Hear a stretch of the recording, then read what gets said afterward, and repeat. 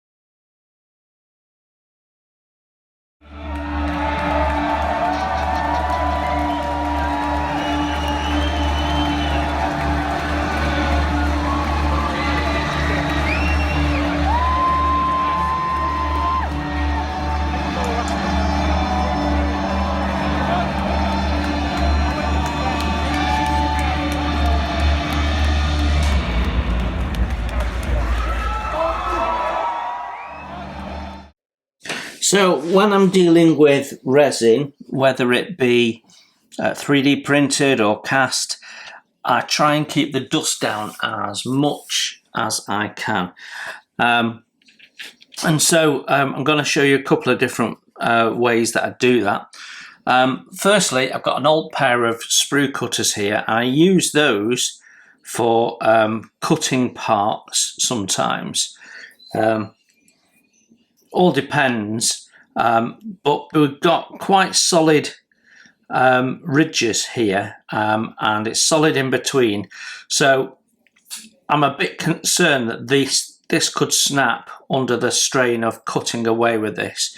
So that's my usual go-to option if I can. So particularly with 3D printed, it's usually not a problem. But this is going to need a little bit of sawing, which is the other common method. And what I like to do is saw wet. So I'm going to just wet my blade and wet the part. And what that does is it helps just suspend the dust in the water. So I'll put my magnifying glasses on and I can see what I'm doing. So I'm going to cut carefully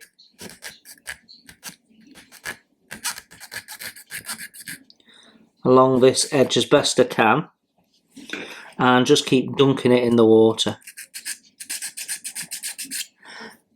What I could do is cut this in half and do it as two separate parts.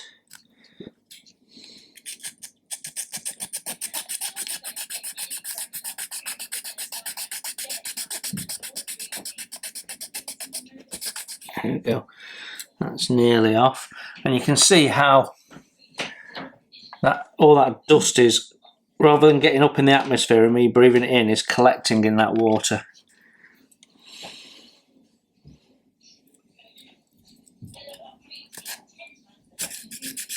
So you just have to be careful not to actually saw into the part.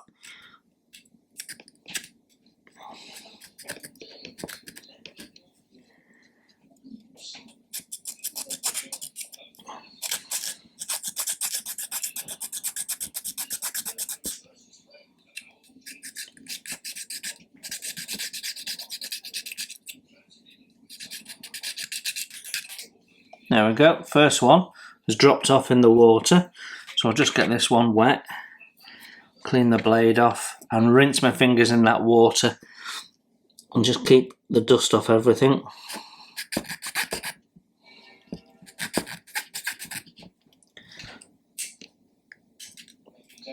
Now, old resins used to be carcinogenic. Whether new resins are or not, I don't know, but I see it as good practice to just assume they are. So what we've got is our part pretty much taken off. There's a little bit of clean up left to do, which we will come back to.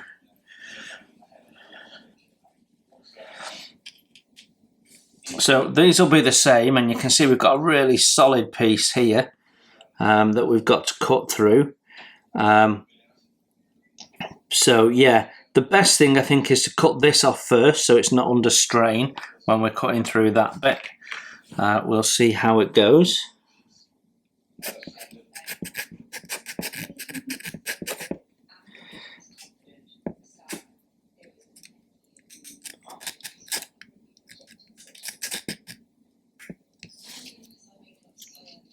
There, that's cutting through nicely.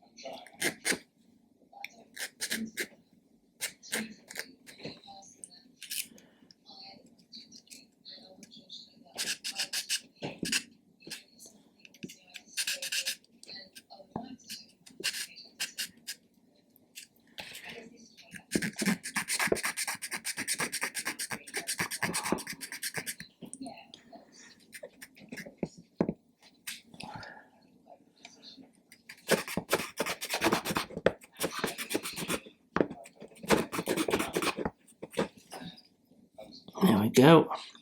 Getting there. It's a bit of a funny shape, this one,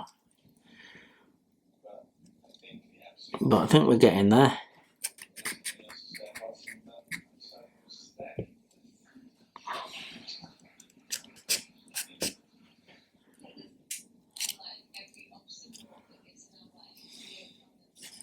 Might see if we can cut that with the old snippers. Usually resin cuts fairly easily with nippers, so it'll just let me get in a bit better with my saw.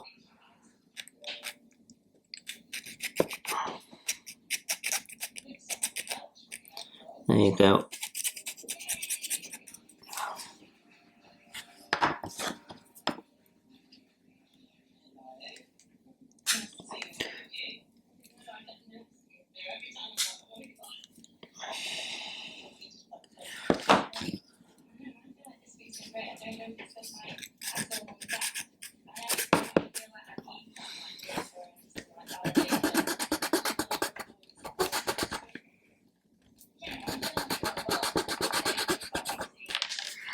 There we go, we finally got that block off.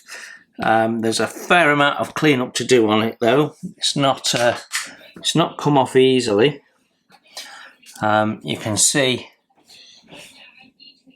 there's quite a bit of the casting still on there, but that's how we're tackling those. I'll do those other three off camera.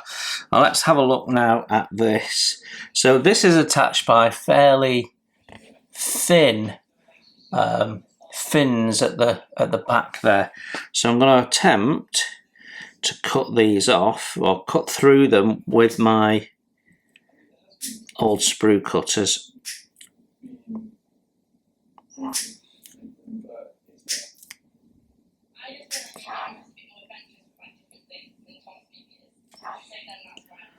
So I've cut through them, but there must be a solid bit at the back that the sprue cutters aren't getting to. So once again, this is going to be difficult to get to. So let's get it wet. Just going to clean the dust off the blade.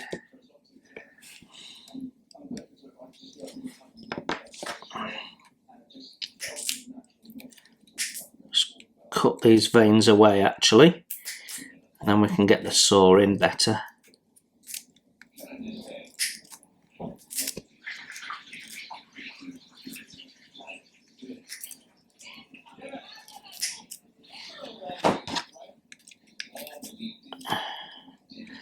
Gonna need a different saw. The one drawback with these saws, these are excellent saws, is the lack of depth because of how they're mounted. So sometimes you need to bring out your big guns.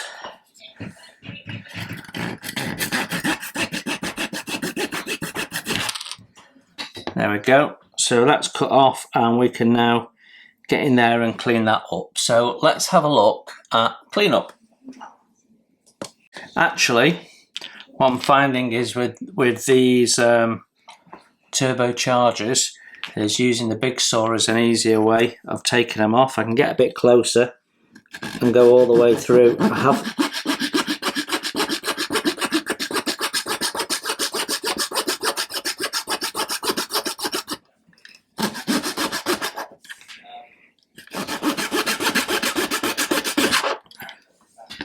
there we go. I have a bit more cleanup to do on that edge, but it does get through the job a lot quicker. So there you go. You're always learning on the go. So J8 is the mating part, and as I look at the back of the engine, I can see there's a cutout for the peg, but there is material here in the way of that. So we need to tidy that up as a starter. Now this lump here isn't actually in the way, however, I think removing it will be helpful for the tidy up.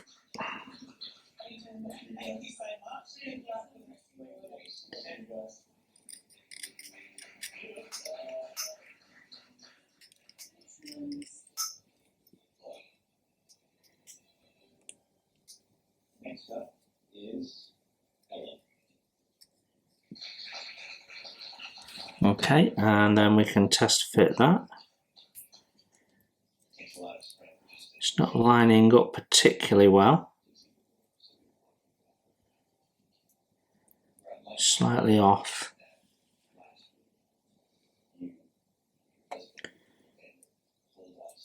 It should. Yeah. There we go. So I think we just need to widen this a bit and square it up. The moulding isn't very crisp at the back, so I think it's just making space so you can line up the part with the engine, because what's important is that the pipework's in the right place. So then it is, but it's not quite flat, and again that's because we've got unevenness here. So we're just going to take the backs down. Once you've done one, you'll work out the best way of doing it because you know what to do. Right, there we go. Those pipes are mating now. So we can super glue that in when we're ready. Got to clean up that part, of course, but that is now done.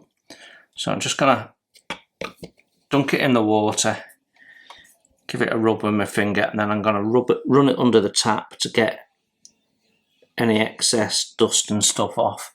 Make sure that's clean, and we've put no particles of dust in the air, and that's amazing. Just remember to wash your hands thoroughly when you're done. So I'll continue cleaning up these parts and then I'll come back to you. I nearly forgot to show you sanding, didn't I? So we're going to get the surface wet and we're going to wet sand. So it's just like ordinarily sanding the part, but we just do it wet. It'll do two things. It'll suspend the particles in the water, which is what we're asking for. But when the particles mix with the water, they form like a cutting paste, and so you'll get a really nice smooth finish.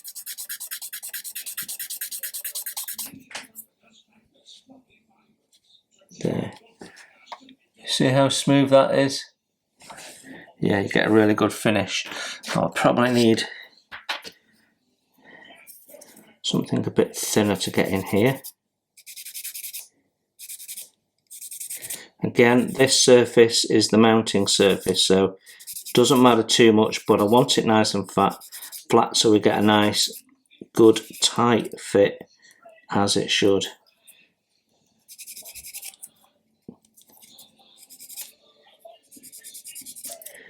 There we go. So that part is cleaned up as well. Perhaps got a little bit more to take off here on this edge, so we can do that. But yeah, that's effectively how we do it.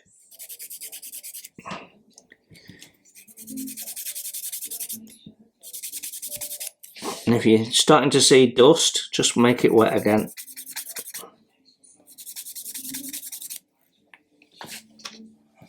There we go. So I will carry on now and do the rest off camera. So I have all the engine components taken off. We've cleaned up the main part of the engine, and one of the advantages this gives you over the kit part is that this ring here, this exhaust ring, is actually visible through the gap, so when you paint that up you are going to see it, so that's fabulous. So what I'm going to do is I'm going to clean these up in the reverse order and put them away ready for painting. So I've cut them all off, and the last thing we're going to put on is the engine cowls.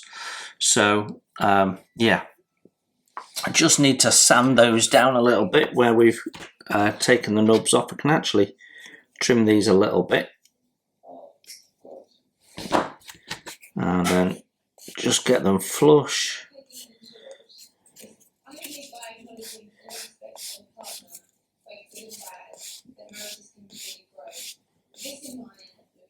Nice and simple. So I think we've been all the way around there. Can't remember if it was 3 or 4, so worth just going all the way around and checking. I think these were 4 and those were 3, not sure.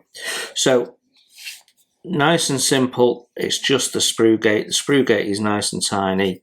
So yeah, we can put them to one, clean them up, put them to one side.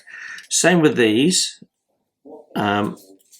I'm going with the open ones, just because it'll give a little bit of animation to the model, which is otherwise fairly static. And we'll be painting these rings separately, so we'll be able to get the aluminium to contrast. We should be able to paint them, weather them, and then install them.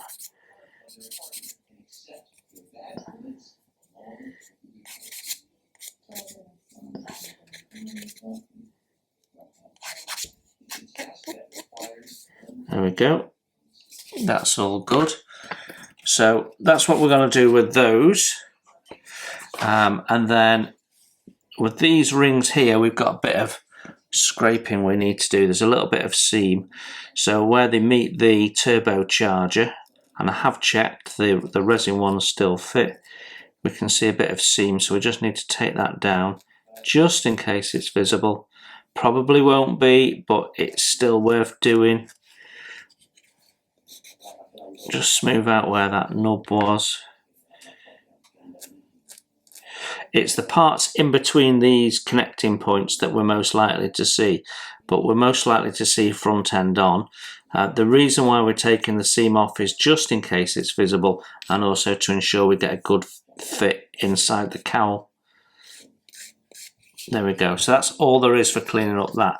These parts here, J8 is it, this part? Sorry, J1. Again, bearing in mind how much of this will be visible through here, the answer is virtually nothing, because these are aligned behind the pistons, so you don't see them really. If you do, you're seeing the inside face of the curve, so we'll just whip the seam off the inside face of the curve only and not bother with the rest, because it's really just a mounting point, this.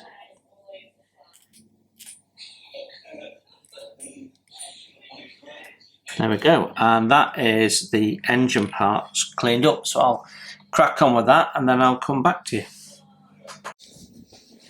So it's been over 24 hours since the white primer went down, and we're going to do the yellow next, which is a lacquer, Tamiya lacquer, and then I think we'll do in the white, and then we'll do the green, because when you look at the instructions, we have the green stripe there with the stars and bars over it, so we need to put the white down first so we can mask that off when we put the green down. So that's my thought process there. So I'm also having a small problem with with the turret there, I've replaced the vinyl masks because they weren't sticking, and the ones that I've made also aren't sticking.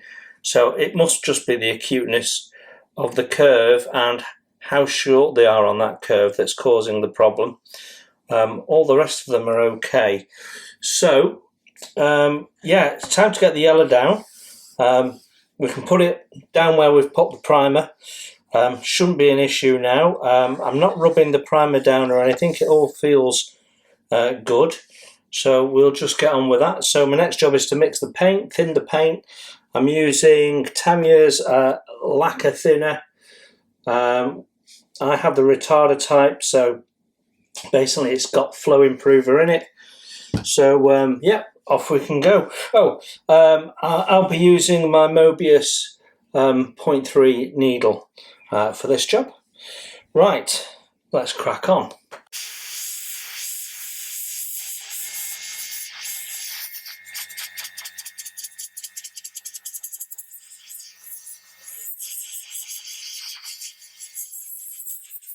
So we put the yellow down. We've also put the white down in the areas that we need it. The yellow is now dry, and what I'm doing is I'm going over it with this 7000 grit and just smoothing it ready for the second coat. It's just making sure that we've got no lumps or bumps or granulation of paint or dust or anything like that in there. There shouldn't be, but it's always worth just going over it when you want to get a really good finish, and I'm trying to get a good finish on this one. It's worth spending that time to just prep your surfaces. So just smoothing it down means that when we come to put the second coat on, it should be really nice and smooth. So yeah, that's the plan.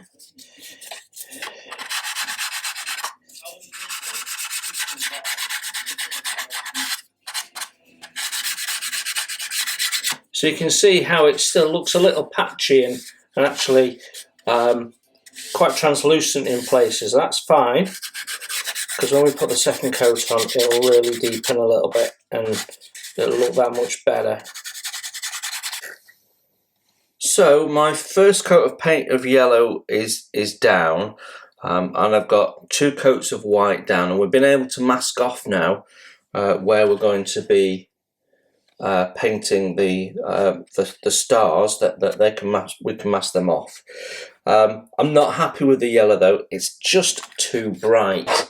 So I'm actually gonna go back to the Humbrol 24 recommended in the instructions, which I've got as an enamel. So I'm gonna go and put the second coat of this down using the Humbrol enamel, which, because we've got such a bright yellow underneath it, may be slightly brighter than it would ordinarily be anyway. So that's my next job, is to go back over that in Humbrol 24. Well, I'm much happier with that colour now. So yeah, that is the yellow done. So we have our black primer down. You'll see that we've gone with a sort of uneven pattern. I'm hoping that will help with a little bit of modulation in the top coat, the aluminium. Now there's 1 or 2 other things that I'm thinking of doing, but right now I'm ready for checking for imperfections, maybe polishing some bits if I feel need to. So I've got a little bit of speckling here, for example. So we'll go in with a bit of micro mesh and just polish out any imperfections. Then we might do a bit more priming if we need to patch some things up, and then we're ready for the aluminium. So so far it's all gone okay. We used the which one is it? 2354 black primer and microfiller, the A stand product, and it's gone down quite well. Now I also have the gloss black, and we might one of the things I might do is do some panels, you know, and highlight some areas in the gloss black, again to try and get a bit of modulation and depth and individuality between some of the panels and not have it painted one colour. So all stuff that we're going to play with, but right now what I want to do is just check that I've got no more imperfections, because the metal top coat is going to show everything up. Okay, I am 3 coats of paint into painting this now, and it's largely going as I was hoping. It's not gone perfectly in some areas. We'll talk about that in a sec. I just wanted to recap what we've done and then talk about what we're going to do just to refresh what we're trying to achieve. So what we're trying to achieve is a natural metal colour like on the original aircraft, and trying to sort of give you the feel of that natural metal that's flexed, that's it's stretched and done all of those little things. So it's not even. It's got I mean, all of this is riveted on the actual aircraft, so you would see some unevenness. So what we did was we started with the black base with micro filler, put that down, 1 coat rather than the 2 that I would normally do. That left it quite patchy, so that starts the unevenness. Then the next coat down, we put down, I can't remember which one we did, but I think it was the polished aluminium. And we put that down as a sort of a cover base, and again we didn't do that even either. So you had different thicknesses of paint because we were going around in where we're doing combination of straight lines, circles, and where the paint's overlapping it's a bit deeper, and where it was overlapping the unevenness of the black primer, again a bit deeper.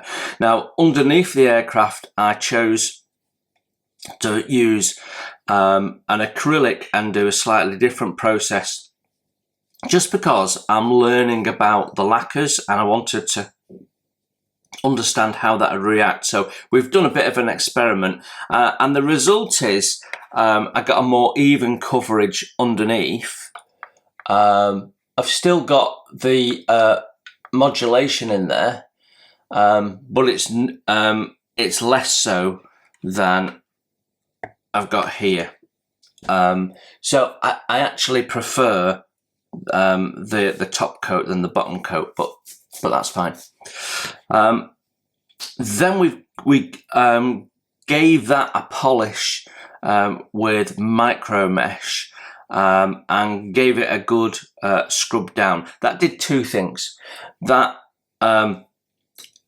leveled some of the paint, so we had a little bit less unevenness in some places, or where there was heavy builds up, it was rubbed down a little bit. It also made this as smooth as glass, so it might not look like it to you, but actually this is absolutely as smooth as glass. Really, really nice.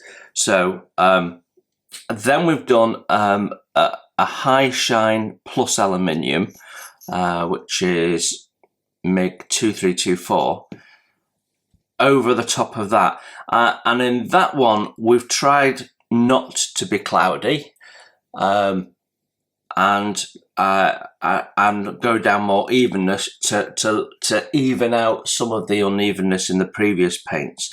But I do have a couple of areas where we've got issues where there's marks in the paint, so we need to deal with that.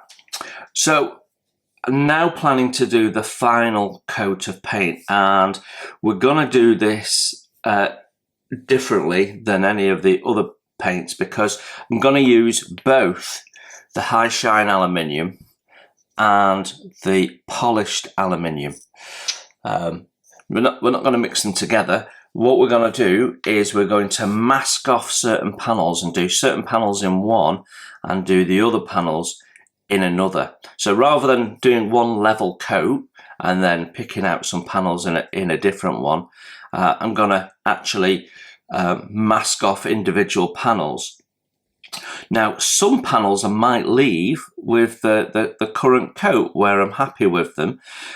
So I'm only really going to do panels where I think it's either good for the consistency of the pattern of showing individual panels, or where I still think the paint looks a little bit more uneven than I'd like. So, for example, this panel here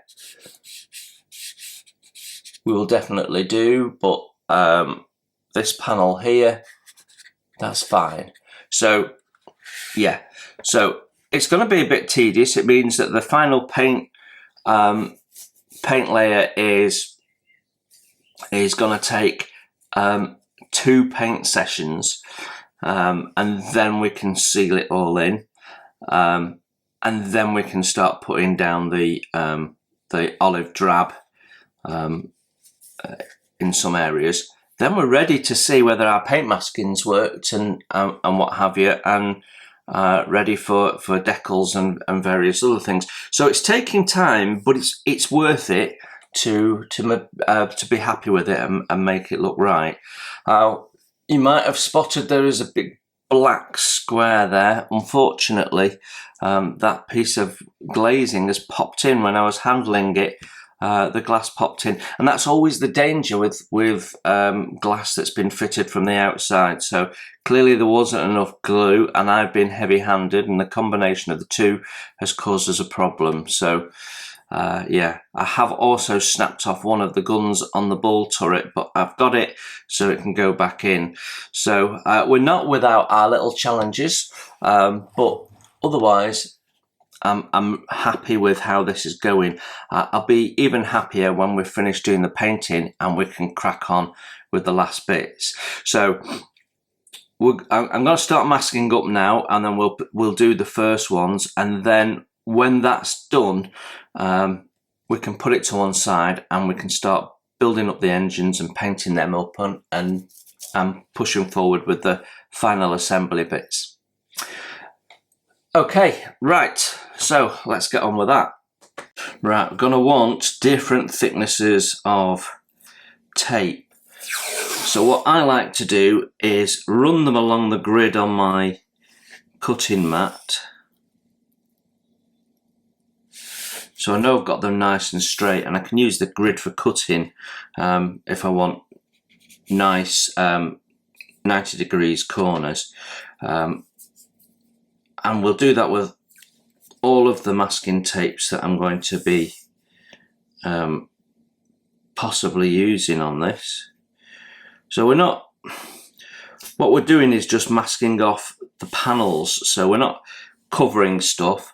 We'll be running the airbrush in a localized way, keeping control of the airbrush so that we don't need to mask off areas just for the sakes of making sure we don't get paint on them, if that makes sense.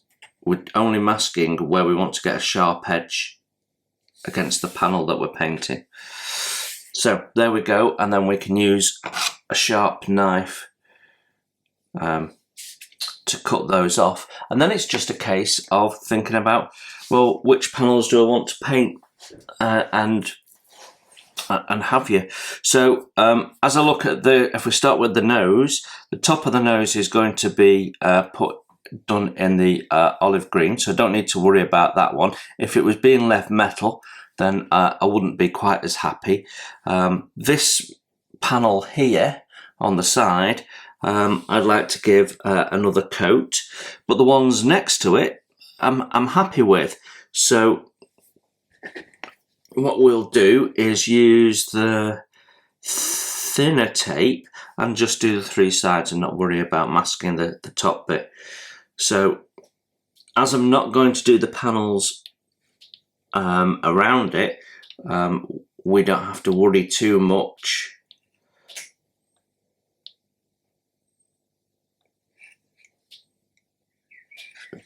about accuracy of where we place the tape. So if we have panels next to it that we want to paint, then that's a different story altogether. So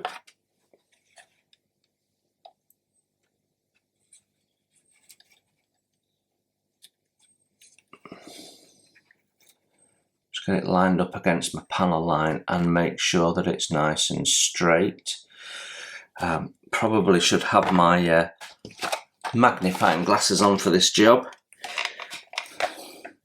Over the last 5 years my eyes have deteriorated quite a bit, so you tend to forget, and then the number of times I start a job and then go, right, where's my glasses?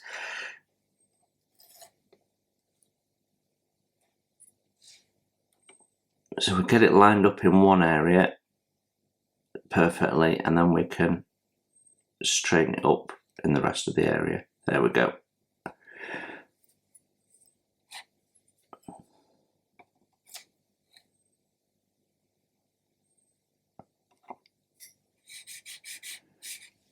Okay.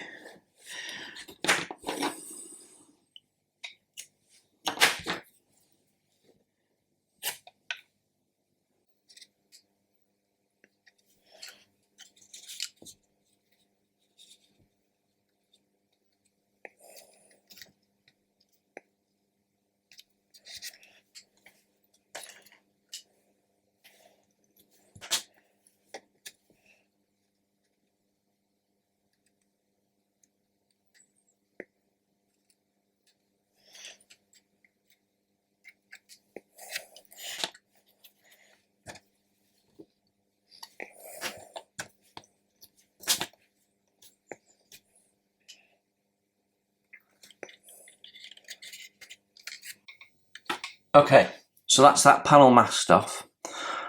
We can spray in there locally, just do that one panel. We'll have a nice crisp sharp edge, and we won't be getting paint on anything that we don't want to. By keeping the spray pattern nice and close, we'll have local control anyway. So it's not like we've got a number 5 brush and we're broadly painting everything. We're just going to keep the paint within the confines of that area, and that is just to keep it nice and crisp on the edges. So you get the idea. I'll mask off the rest of the bit. You don't want to see all that masking, and I'll come back to you in a moment. Well, this is it. This is everything that I've got left to put on the B17, cleaned up, ready for priming. So that's the next job. Most of this is going to be black, not all of it. These little cowlings here are going to be done in white because they need to ultimately be yellow. But everything else will get done in black. And some of this is then going to get hand painted, the engines. Some of it will get airbrushed. So we've got a whole host of things we'll be doing thereafter. But yeah, so we've got that to do, but we've also got a little bit more to do on the B17 itself.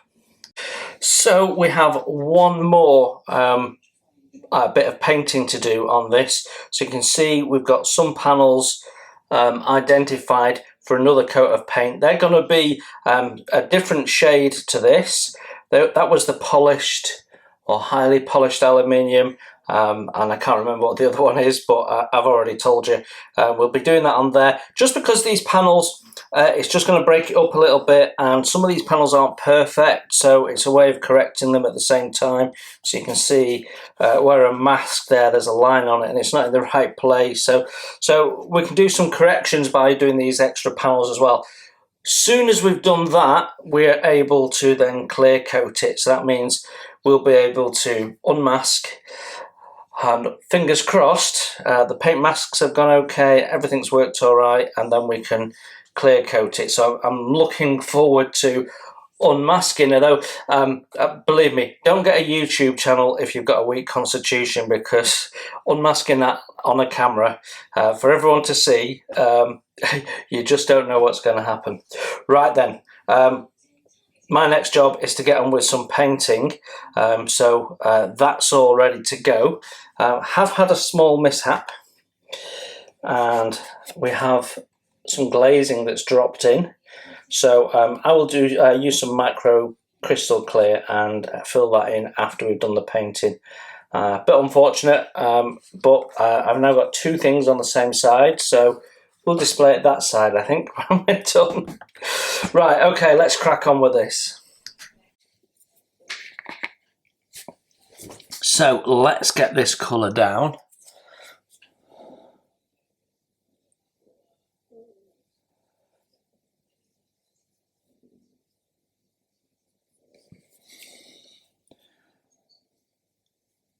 They're very versatile, the ICM paints. They brush paint really well, and I find the airbrush really well as well. I do like them.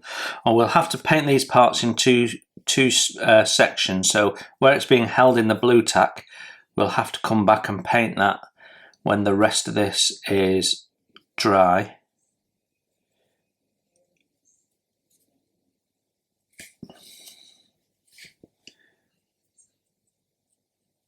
But that's going down really nice. And I think we are single coating this. I don't think it's going to need a second coat. So that's another win. We're saving time. Always a plus.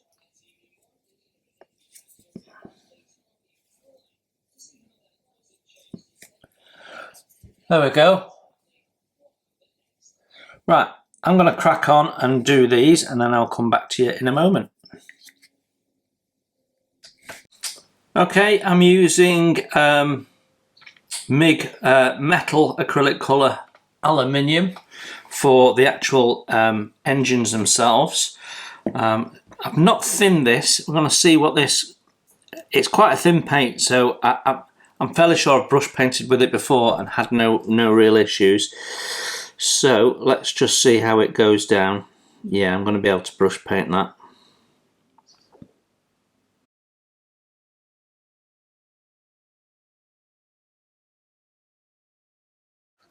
The problem with the shape of this engine is it's very difficult to actually get in and airbrush it without putting too much paint down on certain areas. So though it's a bit more laborious, hand painting it is actually a better option, I think. Because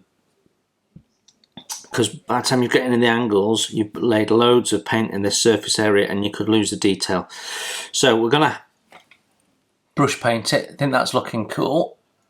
So I'll crack on with that, and you can see what that looks like before we start assembling. Right, got the Humbrol 87 out, which we're using to paint the little casing in the centre of the engine here. It's enamel, so it should have a really nice finish when it dries. And I've noticed what they've done on the engine is they've left little holes in around the side, so you could actually get cut yourself little metal push rods and glue them in, and that that would look awesome. Unfortunately, I don't have time left to do that, otherwise I would. So there we go, all painted up. I think that looks pretty cool, and adds a little bit of extra detail. And you can see those holes there for the push rods. Cool.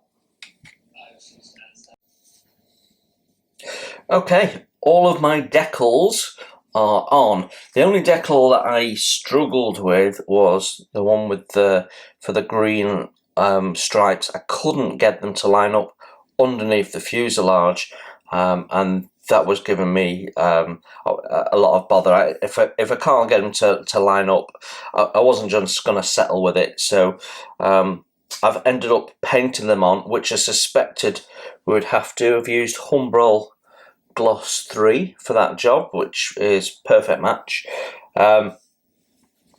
So in the process of adding the decals, I've had to remove one of the paint masks, so I'm going to have to remask that in a minute. I've just been messing around with how I go around masking this area for the green paint we need to put down, the olive drab.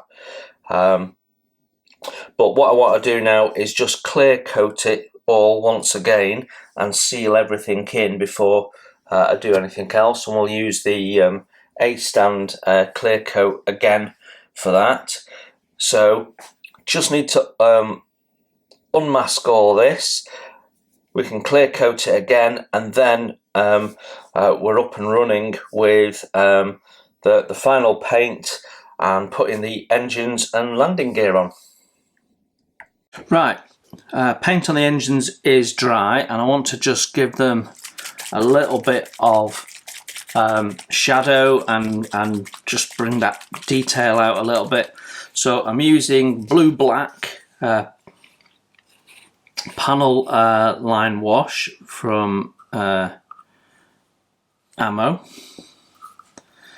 and we're going to use that to highlight details on the aluminium parts of the engine.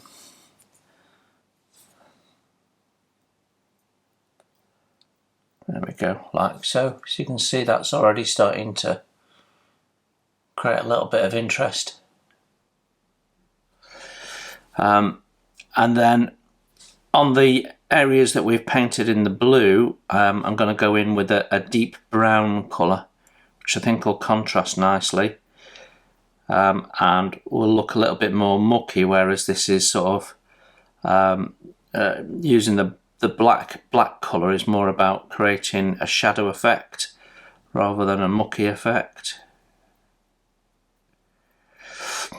So I'll get this done and I'll come back to you and show you what that looks like. So you can see the difference. This is the completed engine. This one has got the black wash on, but I haven't done the brown wash on this bit, and you can see how it tempers down the colouring.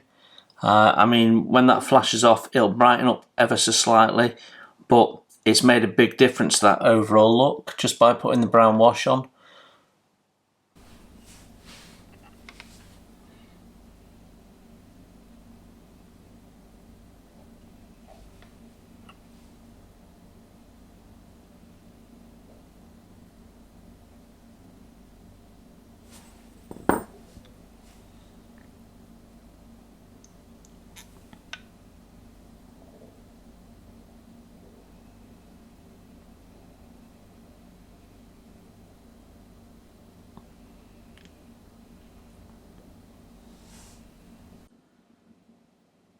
It looks like it's making contact all the way around. So that's our first engine built. Happy with that. I'll get the others done. So I'm also going to use the same blue-black panel liner to give us a little bit of shading on the inside of our wheel bay here. So we've got lots of little details in here that we can pop out with this panel liner and should really help bring this to life.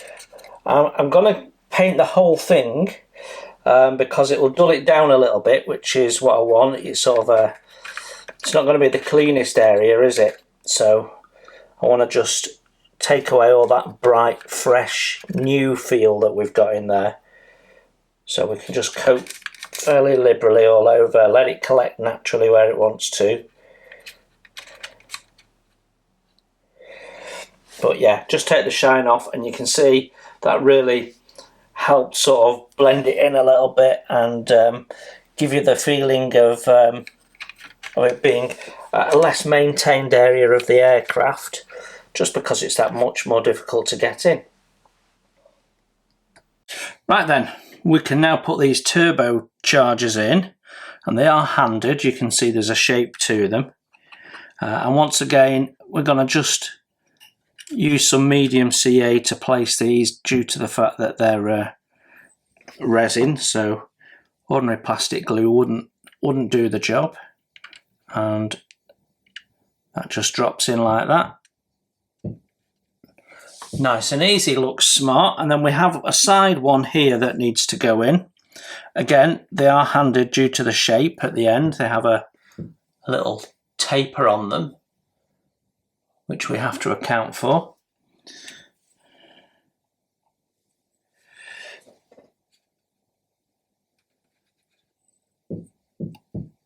There we go, a little bit of glue along that edge, and then we plop it in and marry it up to our exhaust ring.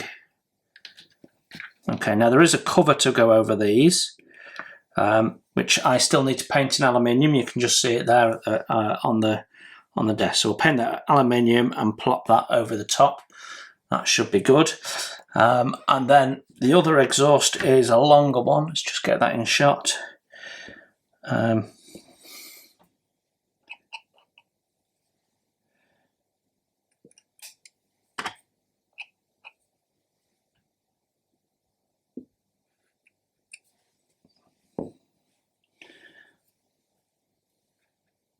just going to marry that up to start with at that end and plop her down.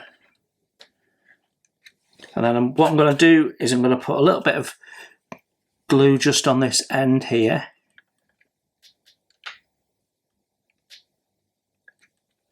And hold that in a sec. So we've got a nice tight fit.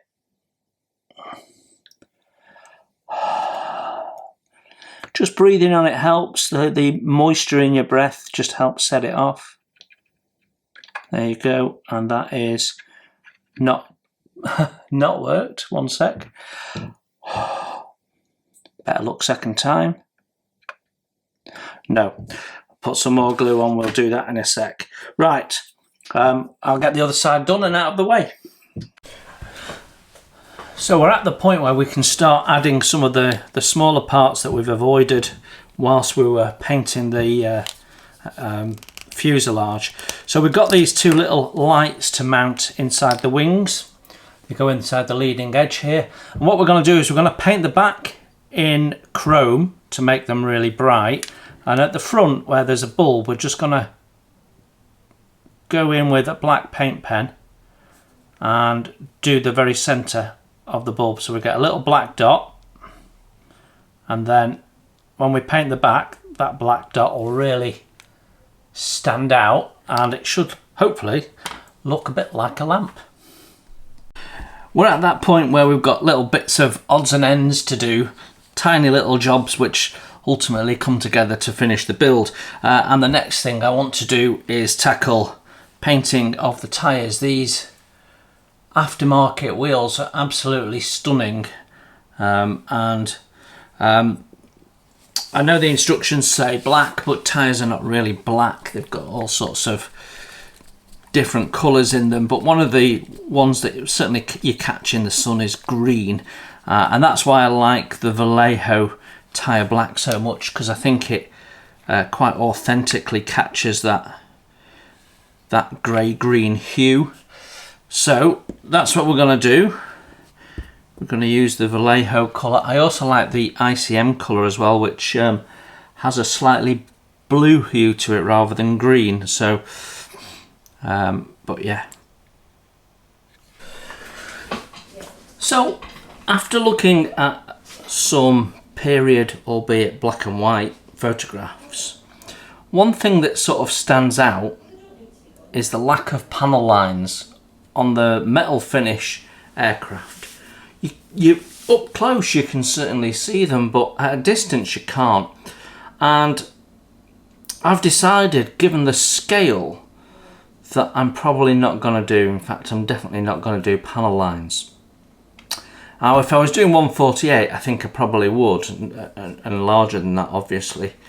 But in 172 I think I've done enough definition of the panels to not warrant the panel line to break up. If it was all one colour, then putting the panel lines in breaks it up and gives it some definition, but I think we've already achieved that. So I'm not going to worry about it. There is still some areas where I would like to put a little bit of panel line wash in. So we've got some grills here on the wings, and I think they will benefit from being highlighted a little bit. So wherever I want to deepen the shadow is going to be sort of my my basic rule. So we can just put those in there, and that helps them come out. We can also make these feel a bit deeper with the same process. Although we've got some other bits that I want to do with these.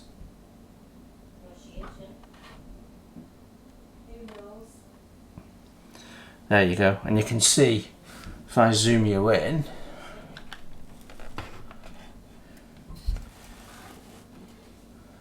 you can see how they now look deeper than those ones. So it does absolutely make a difference.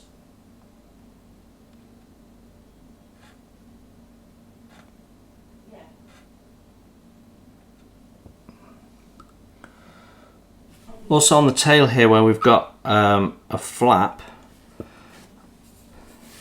I think what we'll do there is go in with the Panaline pen.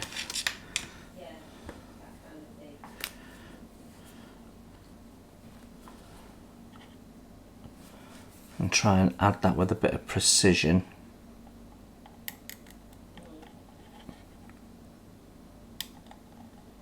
Because that moves and it's not quite a panel line, more a gap, I want that just to be a bit darker. There we go. So I had originally planned to use chipping fluid, but I completely forgot and painted the engine cowlings in the yellow. So I still want to have the chipping, so we're going to do that using a stipple brush. So it's got not many hairs, and they're quite spread out, which is perfect for what we want to do. So I'm just dipping it in the paint, and it's just like dry brushing. I'm going to take as much of that paint off as we can, and then we're just going to dab it on the edge of the ring, because you often see these things looking chipped and worn.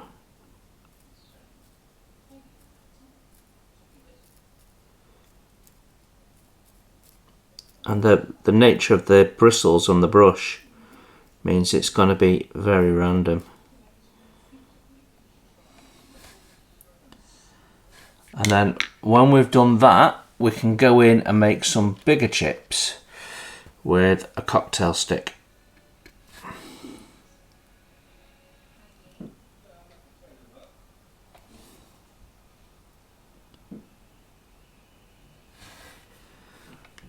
So just put a tiny amount on, and we just dab it.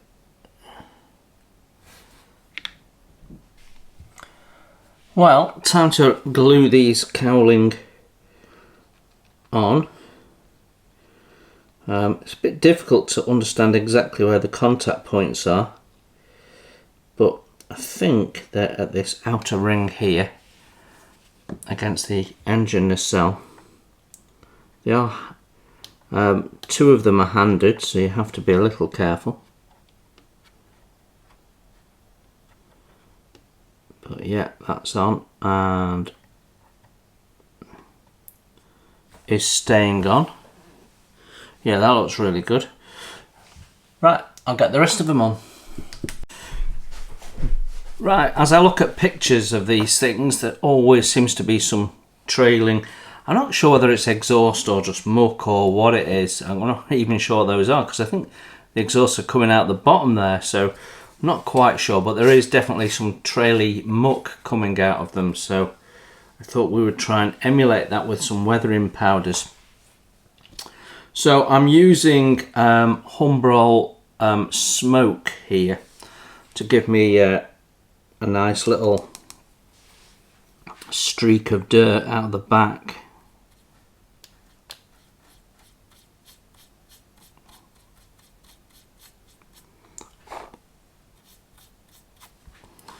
And And then in a minute we're going to put some dark earth in there to add to it.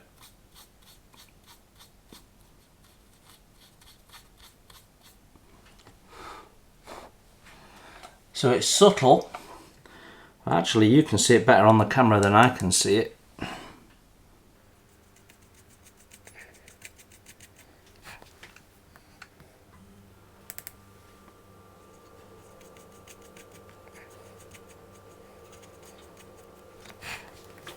And then we can go in with the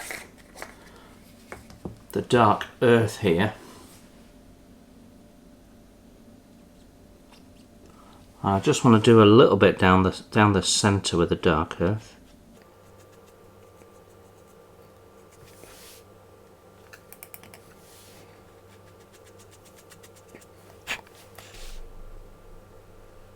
So you can see it makes a little bit of interest, adds a little bit of detail, gives a bit of an authentic feel. So I'm going to do that on the others, and then we'll have a look what the next step is.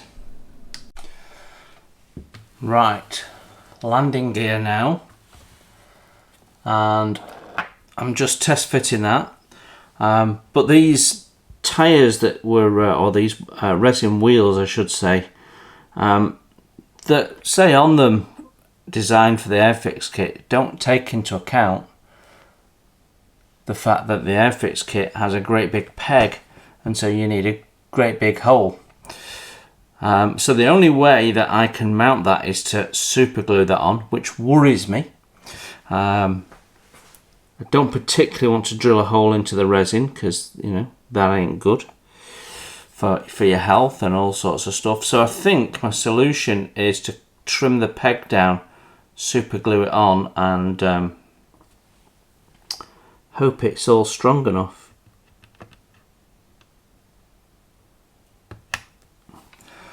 Well, we're committed now.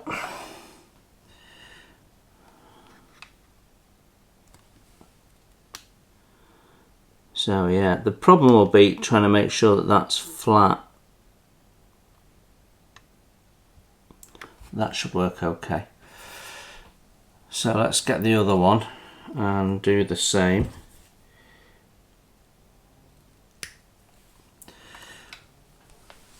And we can test fit that. Fits really good actually of this part.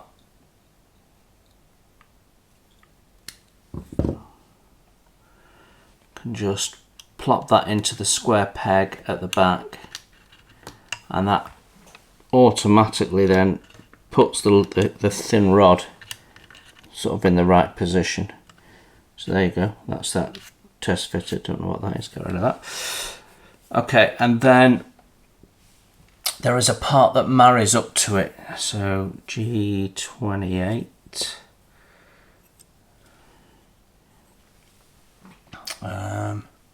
Which is these here. So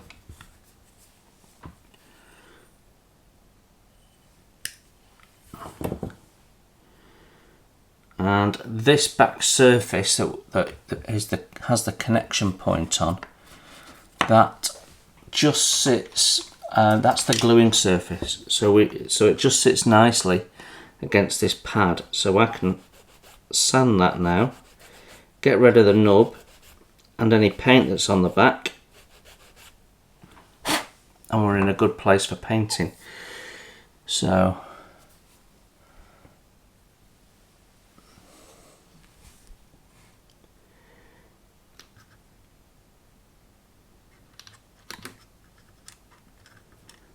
that goes on there like that, which then naturally puts that in the right place in there. So that's pretty cool. Right, so I'm gonna glue those in, and I've already done the tail wheel, and then we'll let them dry before we put the super glue on, but we need to build up the Bombay as well, so we can do that next job. So I'm just test fitting the mechanism that holds open or opens up the Bombay, and it works on pegs going into holes. Now one of them is oversized, which isn't helpful. So at this stage in the build, it's just too late to get in there and open up the hole. Can't get in because it's the lower hole, of course. So if I just show you. So you have a pin there and you have a pin there, and it's that lower one that, it's that lower one there that's causing the problem. I can't get in with the drill bit or my reamer now without making a bit of a mess, to be honest. So what I've done is I've just taken the pin at the bottom, which is a bit chunky. There you go, you can see the pin. And I've just cut it down on two sides to make it a bit smaller, and then it fits in quite nicely. So that's my solution for that, and you can see that's fitting flush now, so happy with that. So I think we might have the same issue with the other side as well. It looks like the bottom pin is quite chunky. So all I'm doing is cleaning them up as per the instruction and then popping them in with that small modification. And then we can put the Bombay doors in. We are nearly there. Time to look at these quick boost propellers now. And then the advantage of them over the kit part, which is perfectly usable, is that the blades are thinner and so give you a slightly more realistic scale look. The disadvantage is you've got to mess around assembling them, but quick boost give you a tool which I don't think's been fully thought through, but the tool essentially allows you to put the blade in this position here, put the centerpiece there and get the angle of the blade right, which is great. But when you look at the instructions, what they have you do is drill a hole, drill another hole, then put a peg in it, then put the pegged centerpiece in the hole and put the blade on.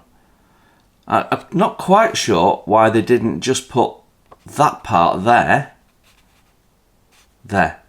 and do all of those tasks in that one space. It seems a bit odd, but anyway. Right, time to build the propellers. Well, I say that, it's actually time to build the last propeller. So I've gone through the process and we end up with some very nice looking and much thinner bladed propellers. So they just need the decals on and the little hub bit painting in the yellow that we've used for the wing tips and the tail. So how this basically works is you drill a hole in this. They have a hole marked out and you drill through it. You cut the hub thing off and you place it in there and drill up through the middle and you put a hole in it. Only the hole is all off center, so none of these got a center hole, and then I had to widen it. So it's a complete nonsense, and it don't fit on the model, so you then have to trim the model down to get these on. So that's a complete nonsense. Then you have to drill another hole here. Again, they leave you a pilot hole, and they ask you to put a bit of plastic peg in there so you can put that in the hole. Well, I've just put the drill bit through, so you can see the drilled bit's just pointing through, and that gives me something to mount this on. And then we remove our blade like so.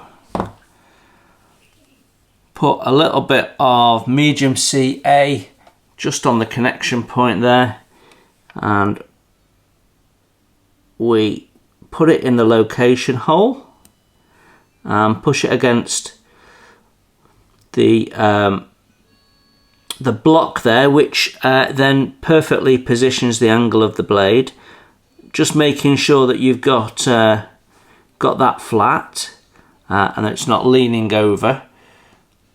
and then that's done, it's on, and you can turn it round ready for doing the next one, or you can just drop it, whichever preference you've got, I suppose. There you go. So nice and easy to build. That whole solution didn't work in the end, so I've had to faff around cutting holes in the back and stuff to make it all fit, but it does look good when it's done. So it's taken me a bit longer than I imagined, but they do look nice, and then all I've got to do is put the decals on, and then we are done. Well, that is my B17 finished. So the last thing we did was put some decals on the built up propellers, and then painted the tips in our Humbrol 24 enamel paint. So what did I think of the kit? Well, in the main, the kit went together really well. The instructions were good and clear. It's a little fiddly in a couple of places. The biggest issue was getting the fuselage together, and if I'd spent more time on it resolving the issues, I think sanding down some of the bulkheads and just reducing their size a little bit probably would have resolved the issue. But we sort of galloped on with the build. I wanted to show people how to fill gaps, but you've seen me in other videos solving the problem rather than solving the result of the problem. There is one or two areas where the fit is a little bit sloppy, but nothing major. Didn't have any particular issues with anything in the build other than the bull turret underneath, which was a little tricky to pull together, and because it had some flash on, it had a couple of gaps, so I think that was probably the hardest part of the whole build. I thought otherwise the instructions were really good. The assembly process made sense and worked well, and lots of things just clipped together. There is all sorts of aftermarket available for this kit, and I'm really glad that I didn't buy into anything on the inside. I made the right decision. Once this is in, you can see the kit parts only. If you wanted to put seat harnesses on, you would see them on these two front seats, but you don't see pretty much anything that you've put in here. You can see the table through the top there, so there's a little bit of stuff you can see in there, but not much, and you can see through the nose things. So very nice details in there that you can bring to life inside, and it really does help with the finished look of the model. In terms of aftermarket, I used aftermarket wheels, which I'm not overly happy with. They look great on, but they weren't easy to mount because they haven't taken into account how you need to mount them onto the kit. So that was a real shame. And we used aftermarket turbochargers, which are definitely an upgrade. They're Edward ones. They're definitely an upgrade on the kit ones, although you hardly see what's gone in there. So yeah, as you look at it underneath, you can see the Bombay looks really nice. I have forgotten to put my wash on the inside surfaces of that, so I do need to revisit that and do that. Yeah, that's pretty much it for the aftermarket. Other than the propellers are aftermarket, they're a bit thinner, they're a bit fiddly to make, but they do look a little better. But I don't think there was a major issue with the kit ones, to be honest. So yeah, I personally don't think there's anything in here that you really have to replace. The kit parts are all good enough. Right, in terms of decals, where I used the decals, they went down really well. So if you look at this black V, that's the decal. You can see that's gone really well, and it's settled around the rivets really well. So yeah, so there was no need for the paint masks that I used. The decals would have been perfectly usable, and where I have used decals, I haven't had a problem at all, with the exception of the green stripes here. I couldn't get that decal to line up. I did attempt to use it. It is a difficult decal to put down. If you're not careful, you'll get a gap when the decal goes off the tail onto the fuselage. It's going to want to form a gap underneath, so you have to be really careful, and then when you line it up underneath, it tugs it and it recreates the gap, so it's very difficult. I struggled to get it to line up at the bottom, so I ended up ditching the decal and masking this to paint it on. As a result, I think I've got my second stripe just a fraction of a millimetre wider. When you look at it, it's sort of noticeable. It wasn't noticeable when I masked it off, so it is what it is. My general process was that we for the painting was that we painted the white down for the masks first, put the masks down, then painted the blue, then put those masks down, then we painted everything in black primer. Then we gave everything a paint in one of the aluminium colours. Then we polished that down to give us a nice smooth surface, and I've got a smooth as glass surface. It's really nice. That also gave us this slightly darker effect that you can see on some of the panels, and then we went over that with a second coat. I think we swapped to a different aluminium at that point, and then we masked off different panels and picked them out with more coats of the different aluminiums to get some alteration. So in that process we achieved some unevenness in the primer, some cloudiness in the first paints. Then we concentrated on modulation after that, so building up layers and painting in some panels with more layers to get different effects, and I'm happy with it. The first time I tried the paint system, so it was the A-stand paints, talk about those in a second, and I think they went down really well. We have used some acrylic aluminiums as well, so some of these small details that went on at the end are painted in this MIG metal aluminium. So that's gone down really well. The hubs on the propellers are painted in that aluminium, so are the wheel hubs. So various things, and again done deliberately just to give you a slightly different metal effect, showing that it's a different item.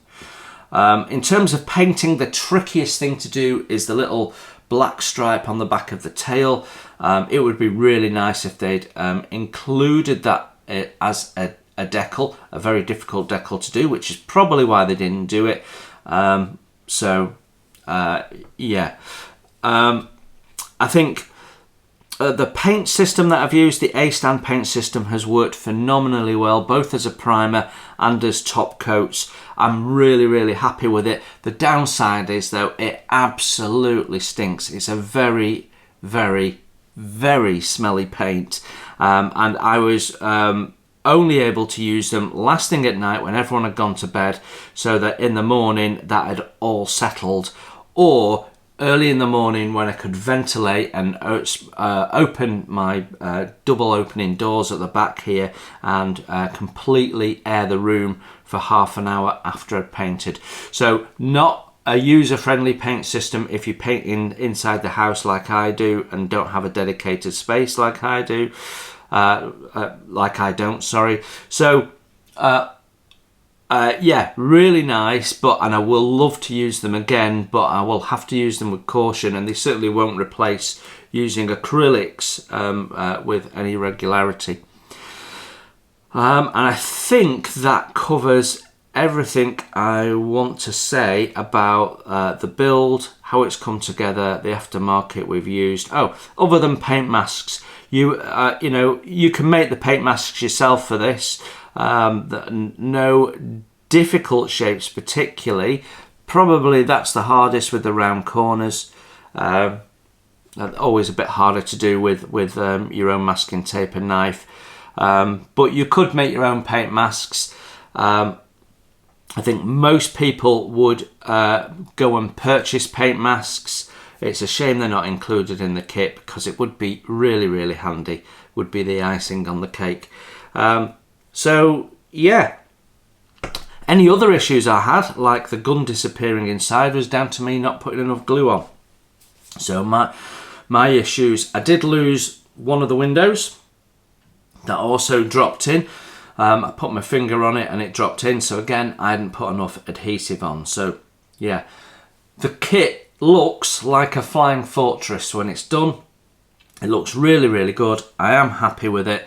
It's a nice looking kit. I've got my camera on full as far back as I can go, and it only just fits in. So it is a nice imposing model when it's done.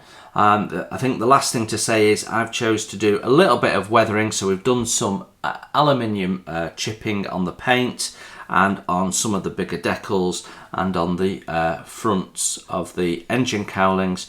Otherwise, we've left it as it is.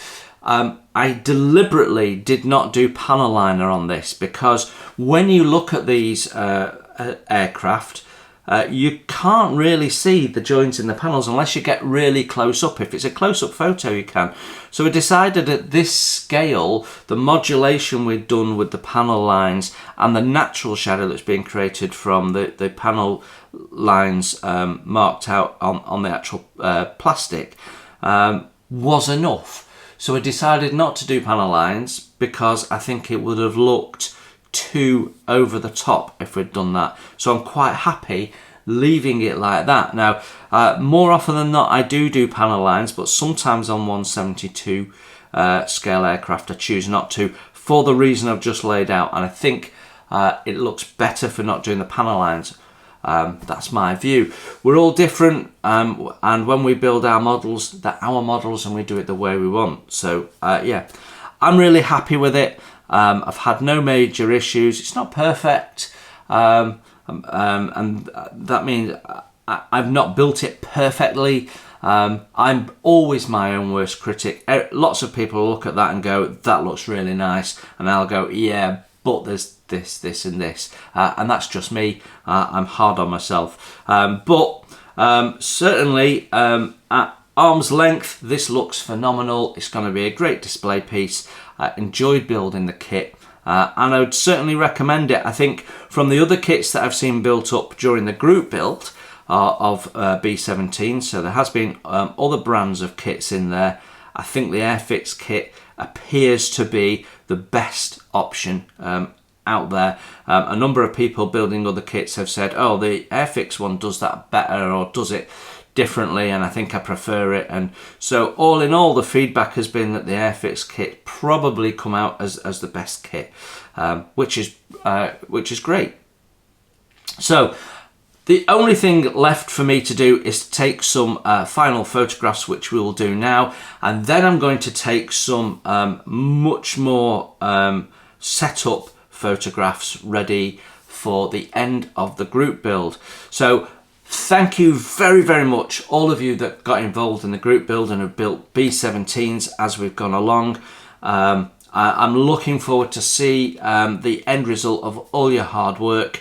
It's been a real nice experience, the group build, and so thank you very, very much for joining me in the build and building and supporting the group build and getting involved. It's been a lot of fun, and I'd like to say a special thank you to Airfix, who allowed me to, and sent me also the 3D CAD images that they use, that I've used on the titles and thumbnails for this build series. So thanks everyone very, very much. I'm glad that you got involved in the group build and that you enjoyed it. I've had a lot of positive from that. We will be doing more group builds in the future. So thank you very much. Thanks for joining Model Kit Stuff. If you enjoyed the group build, you can consider making a small donation using my PayPal link. all the money goes straight into the channel to buy more kits, products and tools for review on the channel. So thank you very much. You enjoy your modelling, and I will see you very soon. Bye for now.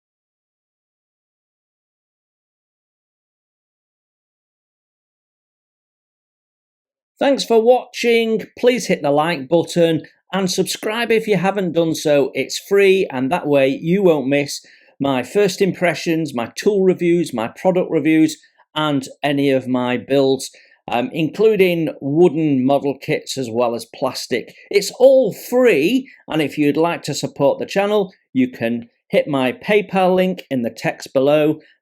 Every pound goes straight into the channel to keep the cameras rolling and to do more fun stuff for you to watch.